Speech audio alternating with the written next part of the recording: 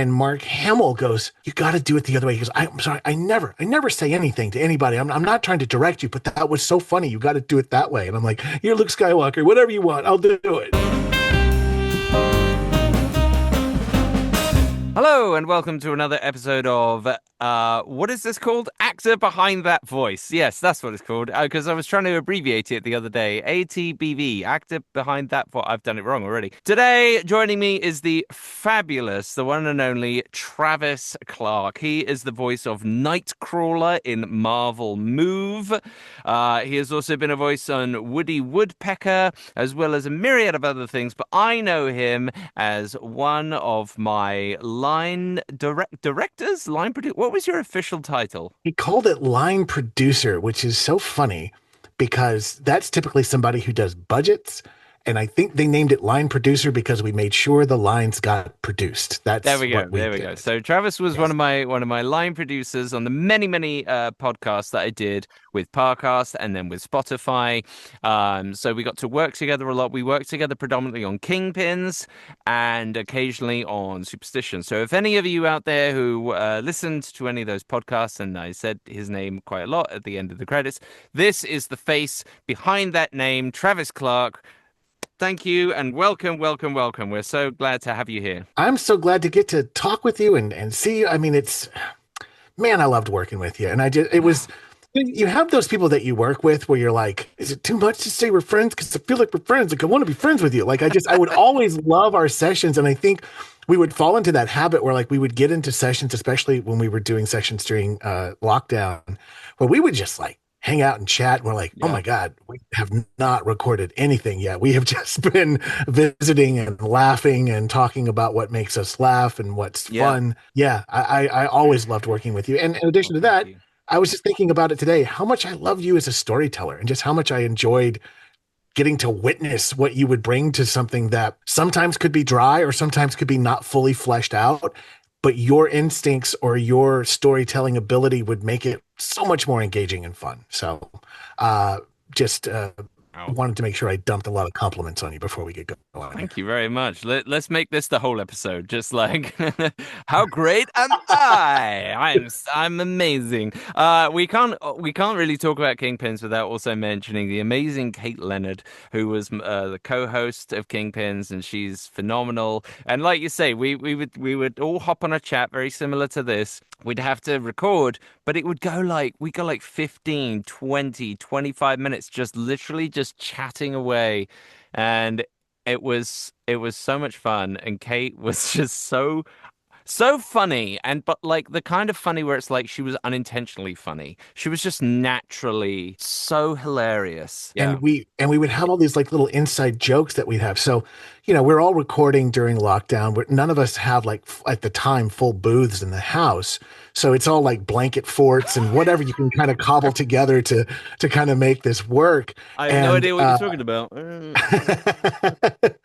But yours is put together and looks nice. Like sure.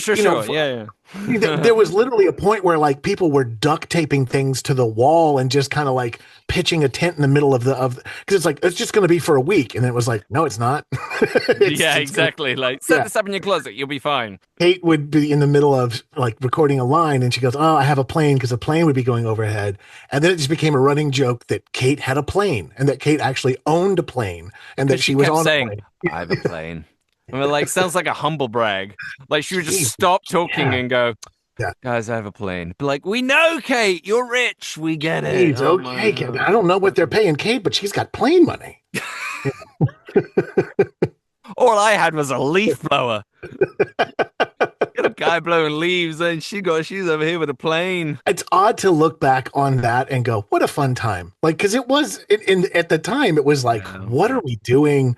But I think it was the relationship that we had with each other and the fact that we were also so cut off from everybody that like work was fun at the time. It's something I look forward to, which is not something I can say, it's always the case. Sometimes work is just work. And, but gosh, Gosh, I loved working with you. I still to this day will get comments on my TikToks and Instagram be like I've been listening to Superstitions and I never stopped and like I still go back and go over it like it's usually medical murders, superstitions, haunted places. Sadly, there's not much love for kingpins, ugh. But Hmm. yeah. So or like We yeah. did a bunch of haunted places together. We did a bunch of urban legends, right? That was you, right? No, I was not urban legends. I was Oh, dog you were de haunted places, haunted right? places, ghost stories. Yes. Yeah, yeah, yeah. We did a bunch of those because we did the ones with like the vampire, and you did Yep. like all this. Like there was like some asthmatic vampire, and I remember Oh what you God, brought to it, yeah. like made it really, really creepy to the point where like the writers were like, "Alistair terrified me when I listened back to With his this." asthmatic Yeah, vampire. yeah. I'm going to hold on. Oh, okay. Oh yeah, I'm back. I want Oh to suck God. your blood, but also I need my Advil. Yeah, it Yes. was. Exactly, exactly. So what are you working on these days, Travis Clark? It can be like voiceover related, it can be outside. I'm just curious to know, really. Currently, I'm very into hiking. Very, very, very into Well, hiking. you always were, yeah. I Yeah, but I really, really got into it. I have just set myself up for like possibly a little too difficult of a task that I'm going to do. I'm trying to hike Mount Whitney, and then immediately I'm trying to hike Telescope Peak. So I'm trying to do a 22-mile hike followed by a 12-mile hike. I think I'll do it, but we'll see. Anyway, I bring this up because I've always wanted to narrate a nature film. I've always wanted to be the voice Mm. of like telling the stories of these areas that I love to go to. And Yeah. I'm like, that could happen. I mean, someone could make a nature movie about a place I like, or I could just film it myself and narrate it and do what I think is interesting. So I'm playing with the idea of can I tell an interesting story and film the stuff myself and put that out? I don't know yet. Other than that, I'm just Marvel Move was really, really a lot of fun for me. I got to do that for a couple of years. That was really, really cool Yeah, for to anyone who get to doesn't jump know, in. Yeah. tell us what Marvel Move is. Marvel Move is essentially an audio story, but it's based around exercise. So imagine if the X-Men or the Avengers or the Hulk were your training partner for something you wanted to do. You're listening to an immersive story that is based around the exercise that you're doing, and the encouragement is coming from the story that you're doing. So it's kind of like listening to an audio drama, but the audio drama is inspiring you to move, whether it's run, walk, jog, whatever you're doing. And the stories were just, they're so immersive and so cool. And I met so many other cool actors and got to work with so many cool people on it, playing the actual, I was Nightcrawler. I was Kurt Wagner. So that was just really cool and a lot of fun. Who ironically would not have to run. No, that was the thing. I was always teleporting and going places. And Yeah. it's, what's fun about voice acting is when you have to do something where your character disappears, you Hmm. can't just disappear. Like you have to give it a little. So anytime I would teleport, I'd have to go to make to like Oh yeah, yeah, yeah. put the little cue that I've done something to disappear, and then Yep. I've returned. I love that kind of stuff. Those little punctuations. My favorite comic written sound effect was Nightcrawler teleporting because it was Bamf. The story itself was not me actually motivating you. It Oh, was me okay. motivating the other characters. So what's interesting about it Ah. is like there was some kind of narrator that would come on like go faster or what I would do that, but like the story is evolved around essentially a certain amount of movement has to trigger the next chapter. So originally, Oh, what happened when I was wow. first Nightcrawler was I actually wasn't part of the story. There's something called radio mode. So you're doing whatever exercise it is, right? Yeah. And you're listening to the story. But let's say you're going for a 45-minute run and the story is a half hour long. It goes into radio mode for like the next 15 minutes. And in that, Nightcrawler and Jubilee hosted a radio show. So we would be on the show, and I would say, we cannot be called, what was it, Sparkles and Zabamf. We cannot be called that. That is not okay. Because she was always trying to come up, Jubles in the Bamf. That's what it was. No, we cannot be Jubles in the Bamf in the morning. No. And so we would just kind of have this radio show, and we would try and prank the other night, prank the other the other X-Men.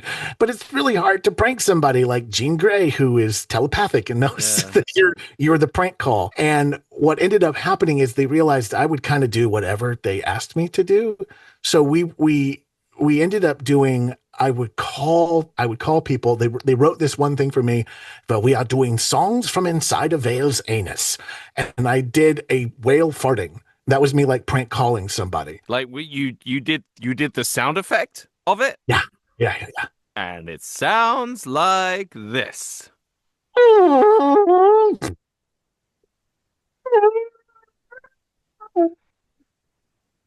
Yep, correct. So we would call up Forge or whoever and be like, "You have been pranked," and then we would like hang up and feel like we like it was so much fun. And I That's got to work with amazing. this great actor, Crystal Lee. She played Jubilee, and we just had so much fun. And when I got to meet her in person, like we just had one of those moments we'd never actually met in person. And we just like Yeah. hugged, like, "You're my buddy. We did the radio show together." It was just so great. I remember I'm pretty sure it was definitely with you where we were doing one of the early very very early episodes with me where I was narrating, and it was the guy who was causing a ruckus on a plane or something. Do you Oh my, remember I this? love, yes. It's the Wolf of Wall Street guy.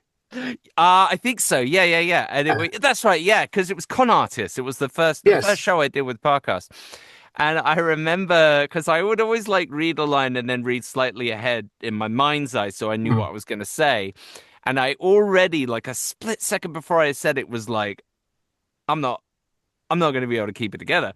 And because what it was the line was he was causing commotion on a plane, and it took five air stewards to pull him off. And I was like, nope. I was like, does that mean the same thing here that it does in England? The thing that you did that was like comedic perfection was you said the line, "I'm trying to keep it together." You paused for exactly the amount of time needed, and then you just went, "Does that mean the same thing here?" And that was it. I couldn't. I was like, "No, we got to change that." And it was like we changed it to "took five to subdue him." Yeah, That's yeah, yeah, something yeah, like yeah, that. yeah. Yeah. And then I really feel like one of the writers like heard that story, and then was like, I'm gonna mess with Alistair.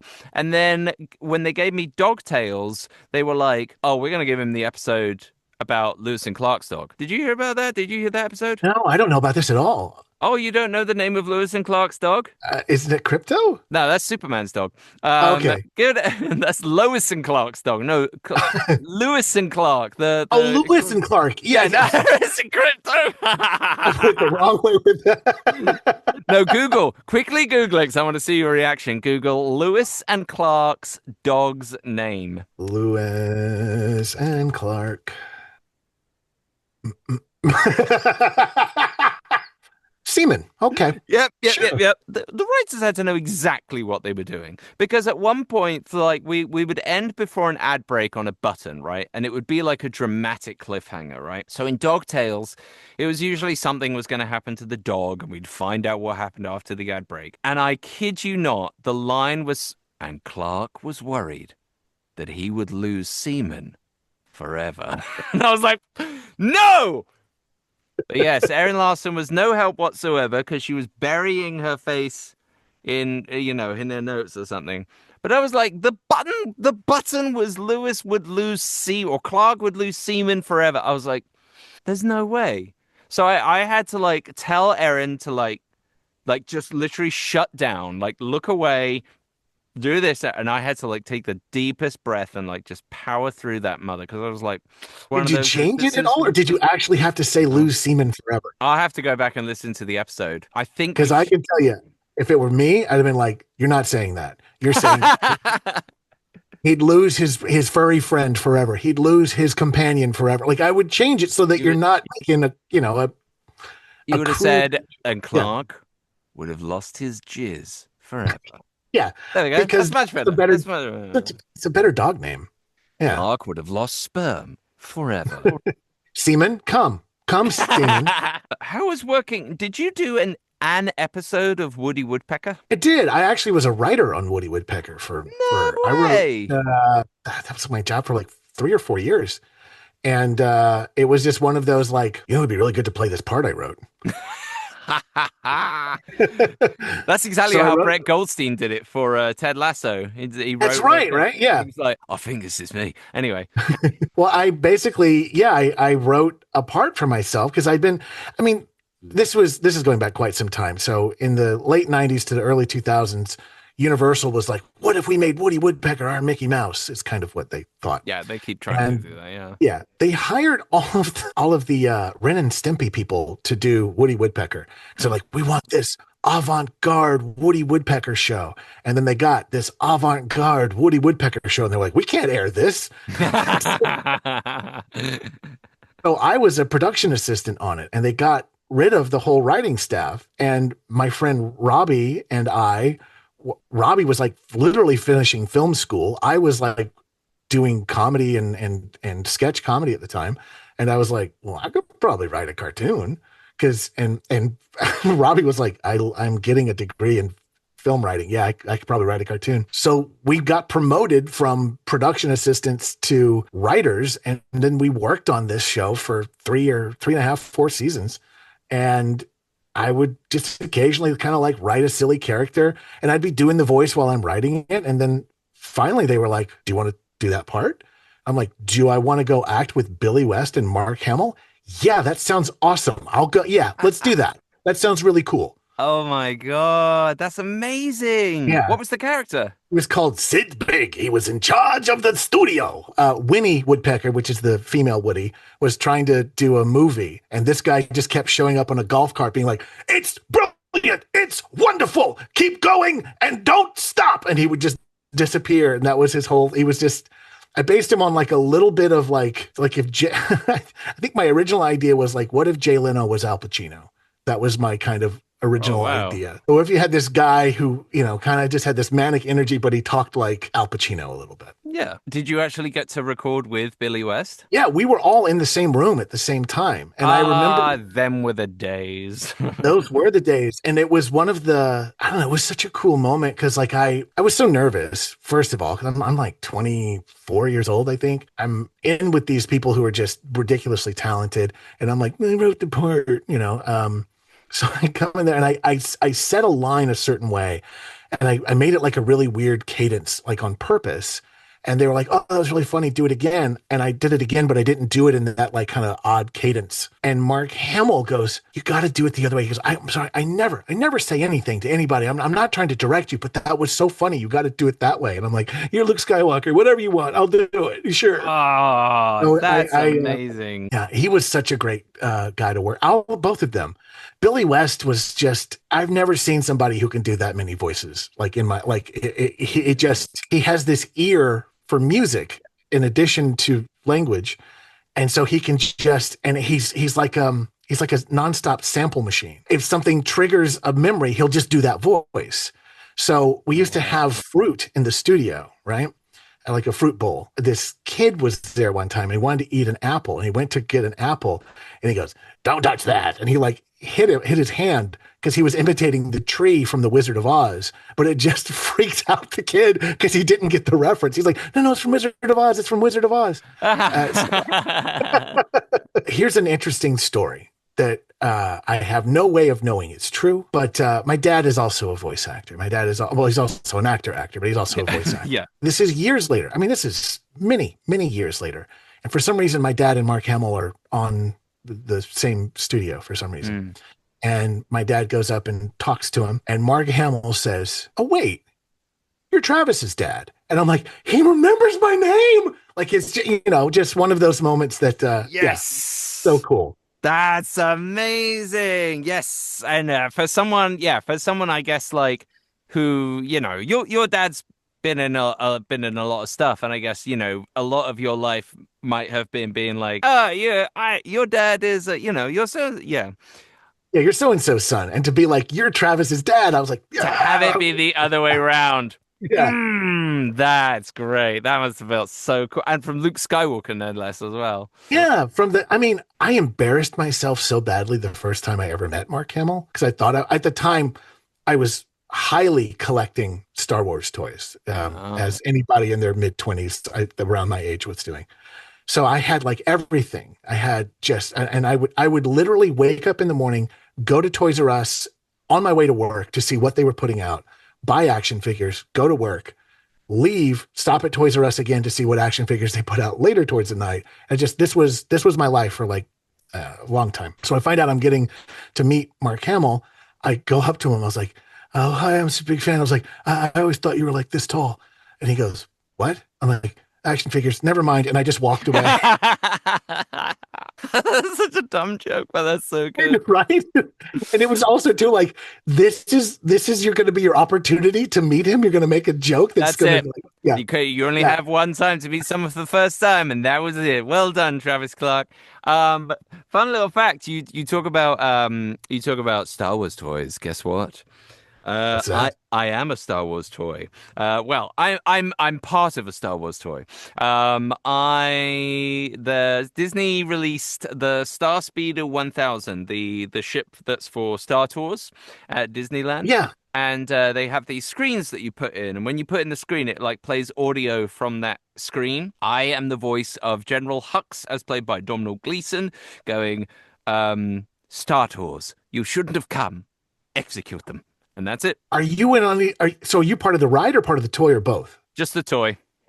The ride itself is Just the actually toy. Domhnall Both are cool. Gleeson because Oh, his really? face, That's cool. because his actual Yeah. face is he's in that and Rise of the Resistance. But for the toy that you can buy that has the scenes replicated in the toy, that's me. That's really cool. And I assume every unit you get just a like, couple of extra bucks every time they sell one, right? That's how that works. No? So it's been great talking to you, Travis Clark. Yeah, very lot of fun. This Thanks was for having me. One of my dreams is to be the voice of a ride at Disneyland because I just think it's so cool and so iconic. But yes. that's a one off. Like you get paid for it and then it just lives for half a century forever. Yeah, that is true. There's no resids when it comes to a ride, but we'll say that's a very cool thing to have done. My friend Alison Mertzman, her brother is an actor, and he was Aaron in the Key and Peele sketch. Oh yeah, yeah, yeah, yeah. Yeah, he's the voice of Snotlout in How to Train Your Dragon when it's not, I think it was Jonah Hill, but he's the voice of Snotlout in the ride at Epic Universe. And I was just seeing them getting all excited about that. I have another friend who's his like actual face and everything appears in the queue for Jurassic World. But I was the same. I was like, that's such a dream. So that's why I got in touch with the casting director for Disney, and that's how I got like all doing all the Loki stuff. But sadly, no like ride voice yet. Just a lot of shows, where an actor lip syncs. Yeah, like on the cruise, right? Aren't you Loki on the cruise? Yeah, the cruise, Hong Kong, Paris for shows that they no longer do, and a couple of promotional stuff as well. But yeah, and it all ties together because, like I said, I started doing Loki on Mythology, and you also did a voice in Mythology, didn't you? I did. It's listed in your IMDb, so unless your IMDb is lying profusely. I don't remember doing a voice. I know I did one for. Oh no, I did. I did a couple. Yeah, I There did. you go. Yeah, because it's I'm on uh, IMDb. I'm a Captain. It says yeah, I'm a Captain. pirate captain. Yeah, I'm a pirate captain. I essentially was. It was the Woody Woodpecker thing all over again. I was like, I could just do this, and You just I they needed essentially the was like voice, and you were like, "I'll do it." the behind the curtain of what it was like to cast those shows where there was actually a lot of voice actors. And a lot of the shows that we did were just narrators. But Mm. then we had a couple of what we call the acting shows, which would have a cast of actors.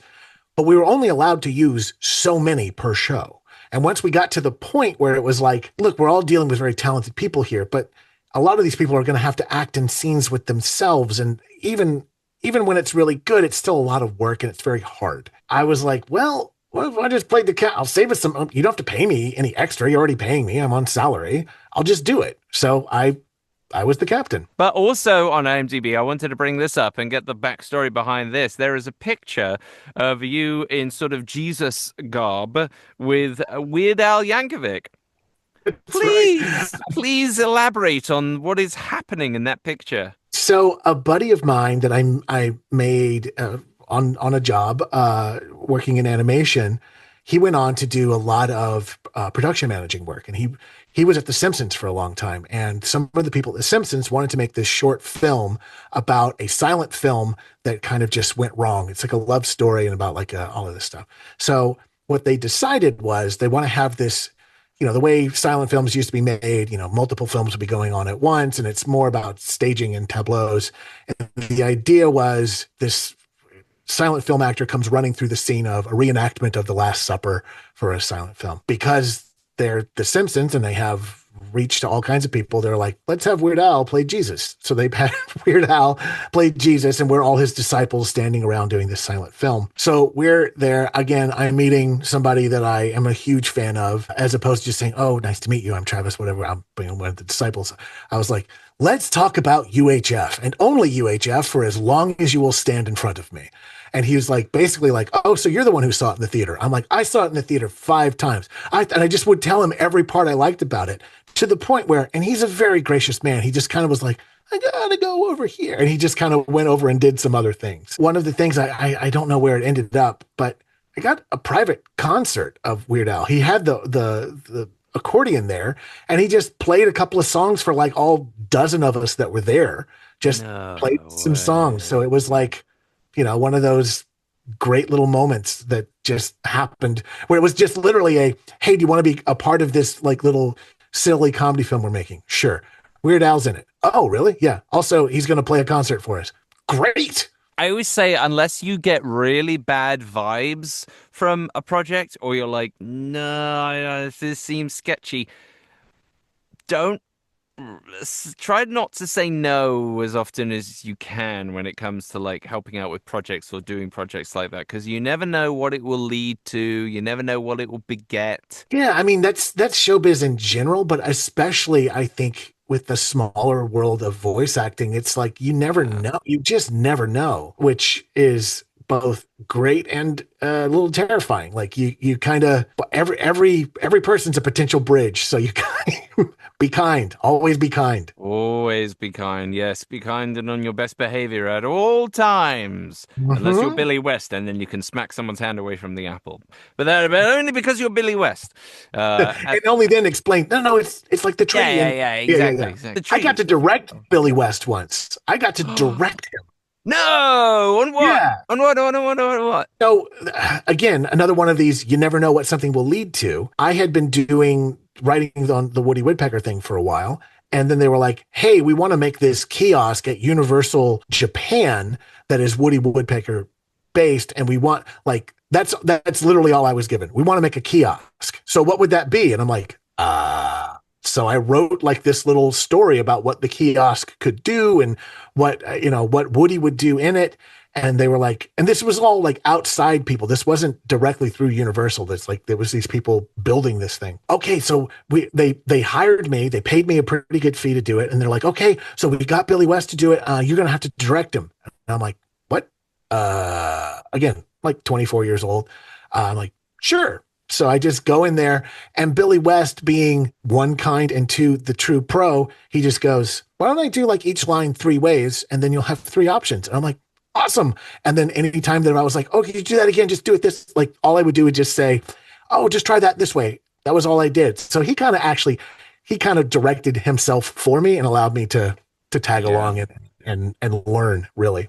Yeah. I mean, man, I've seen him talk about the direction that like the new got when Doug stopped being Nickelodeon and started being Disney, and the guy they got to voice Doug, and Billy West, again being Billy West, being super kind, was like, I wished him all the best. I wish, that he could do it, blah blah blah. But every time he like, went to make a choice, he would then like veer hard left, and that like just the instinct was just weird. It Mm-hmm. was like it was a bizarre instinct, and I think that's something that Billy talks a lot about and that you bring up, where it's like just trust your gut, trust your gut. That because I do the same thing as well. Like I'll think about something over and over and over and over, and I'm like, why did I say it that way? Like what's such a weird way of saying it? I second guess myself and do it like blah blah blah.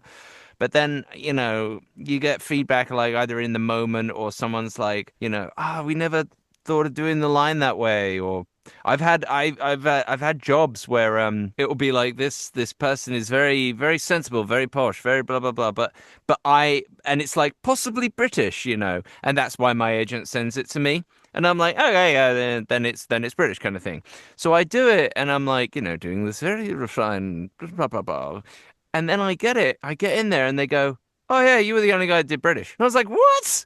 I thought that was a given. I thought that was like that made the most sense. And they were like, no, no, not to everyone apparently. So just you. You never know what I remember once I was so frustrated at one point as an actor. Just I wasn't booking any work and I was just so angry at acting. And I saw this thing of all places backstage at a theater and it said the top 100 reasons you didn't get the job. And one was you look too much like someone they went to high school with. And the next reason was you don't look enough like someone they went to high school with. And it just kind of kept going. And it just showed you that like the reasons you book a job or the reasons you don't book a job, they're so almost out of your control.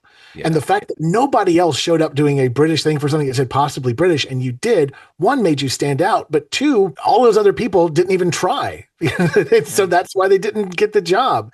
And then, I don't know, I think it's the frustrating and the kind of, I guess, freeing thing is that all of these jobs, you never really have a great understanding of when you will or won't get it. Sometimes you just have a sense and sometimes you don't. And this is a very long time ago when I was auditioning a lot, they wouldn't even email you scripts. You had to go pick up the physical copy of them.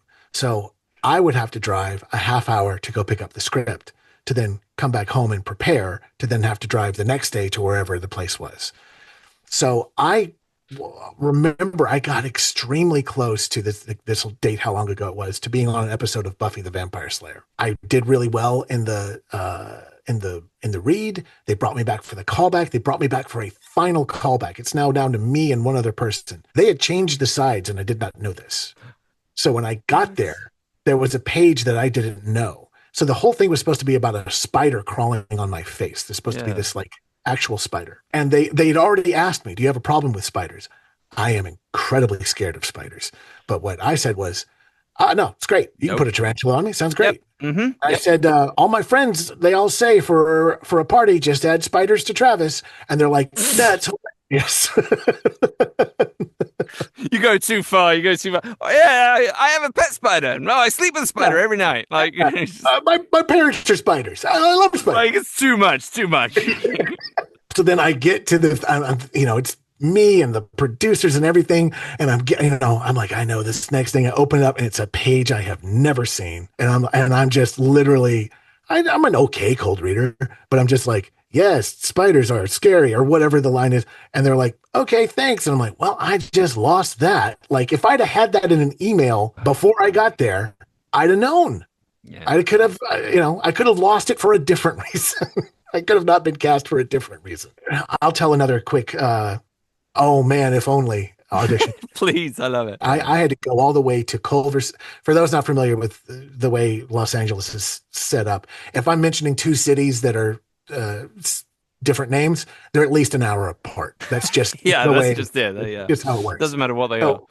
I had to drive to Culver City to do an audition at Sony, and then I had to drive all the way over to Burbank to go do something at Warner Brothers. And and it's just it even for a city full of bad traffic, it was bad traffic, and it's just stop and go, stop and go. I finally get to Warner Brothers, and this is pre everybody having a cell phone. Most people just there was a phone in the room where people would call their agents to be like, I made it, I'm here, I'm late, whatever. But this place is packed. There's like, it's not even standing room only. People have to stand outside because there's not enough room for people. Oh my God. Because they were casting some sitcom, I think it was called Friends. I don't know if it ever went out. I don't know if it ever came out, but they were casting that at the time. I'm in there. I've left my home at 9 a.m. It's now almost at night. I've only been either in traffic or waiting to read for somebody. So I'm here auditioning for something that's about a show on Mars that definitely never came out. And I'm there and I go and I'm waiting and there's all of these people in there and I'm just annoyed and bored. And I just start anybody who's on the phone calling their agent, their back is to where I am. And I'm just kind of either pretending I'm on the phone with them or making fun of them with their back to me. Yeah. So this one actor is like, I can't talk right now. I'm in a room with like 50 other people. And I just start acting like I'm counting the people. I'm like, no, it's only 10. There's only 10 of us. And I just kind of just do what I'm amusing myself. And I do this for, I don't know, 4 or 5 people. And finally, this adult comes out and goes, why are you doing all of that? And I was like, I'm sorry. I'm just trying to amuse myself. He goes, it was really funny. I was like, oh, thanks. He goes, we're casting for this show called Friends. I think you'd be an excellent Chandler. And I'm like, okay. He's like, call your agent right now. Tell them that the producer of this show wants to see you for Chandler. And I'm like, okay. My agent, I tell them that. Never went in. What? What?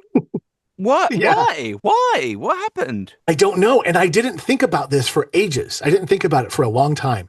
And then Friends came out. And then Friends was on the air. I'm going to tell you for sure that was always going to go to Matt Perry. There's no way they were going to give it to me. No, I mean, But well, I don't know because like still, he you was never know. tied. Yeah. He was tied up with another show at the time, and like they didn't want to let him go.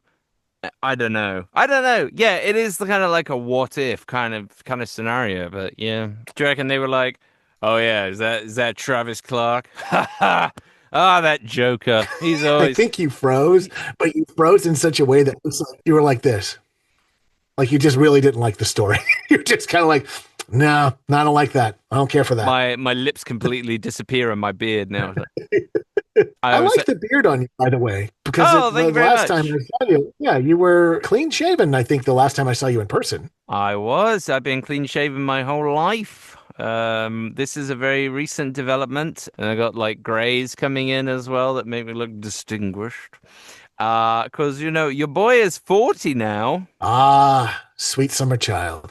I passed 40 a while ago. I know, I know. When you said it was when you said it was like 99, you were 24. I was I'm like, laughing. Yeah, yeah. None of ah. this in my beard is premature. Are there any other like gigs in the pipeline or any other voiceover things you might be working on or in the near future that you want to talk about? Yeah, well, I can kind of talk about it a little bit. A buddy of mine, it's a similar kind of thing. If someone asks you, say yes. A buddy of mine is a good writer director. Another buddy of mine is a well-established on-camera actor, and they wanted to kind of put together a not quite pilot, not quite sizzle version of an audio drama story that is really, really cool and really, really interesting. And they were like, well, you've done a lot of the production work kind of stuff. Can you help us out with the production kind of stuff? And do you want to be a voice in it? So we're in the process of putting all of that together and proof of concepting it to see if we can shop it and make it something bigger. And knock, knock, knock. It's a knock on wood. It's a, Audible original or a podcast, Spotify original, whatever. Who knows? Yeah, It's kind of the most fun part of it is when you get to go, oh, we're just doing this now because we all love this and this all seems interesting to us. So yeah.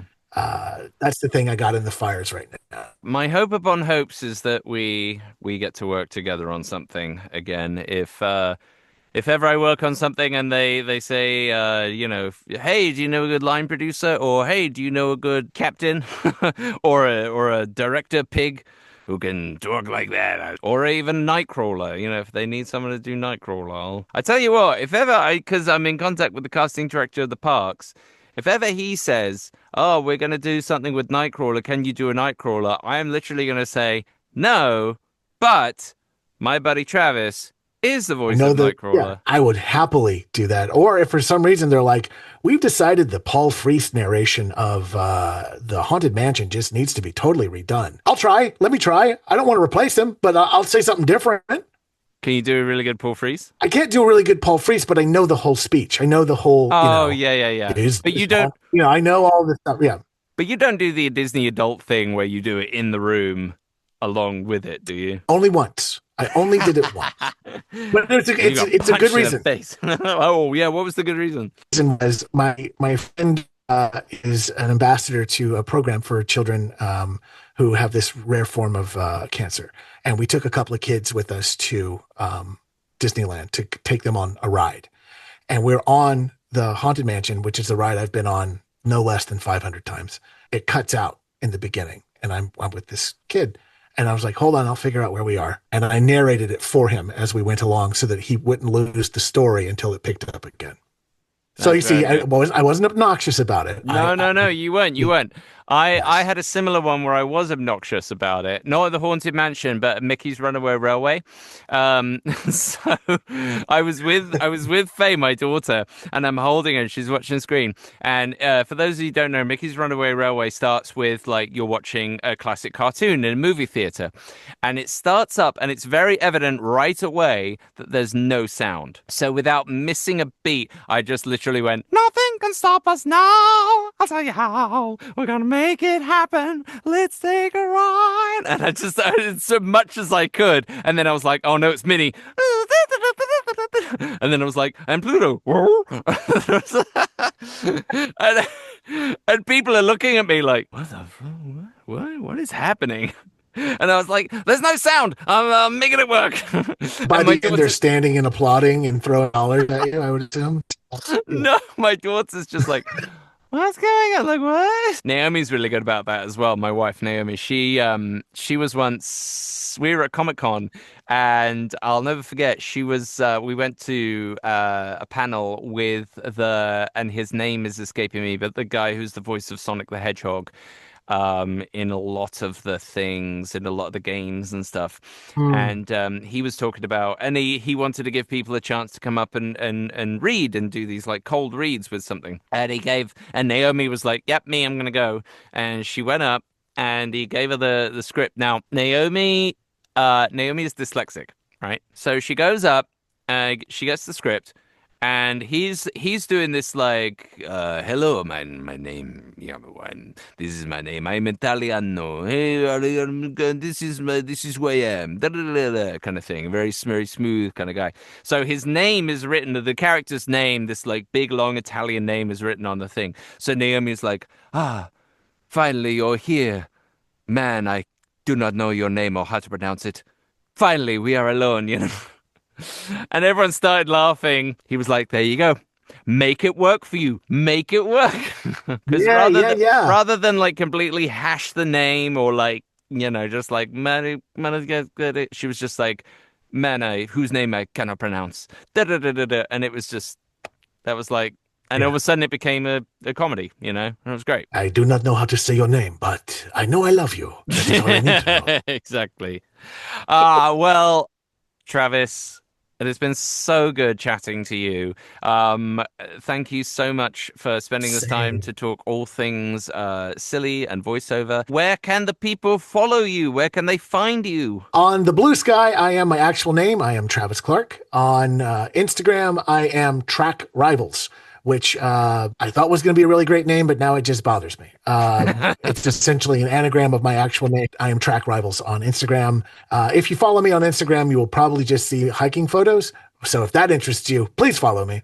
If you follow me on Blue Sky, you'll see hiking photos and silly jokes I tell. Yay! Well, thank you so much, Travis Clark, for talking all things voiceover. It's been, again, fantastic. Thank you so much. This has been another actor behind that voice. Thank you so much, everyone. Bye bye.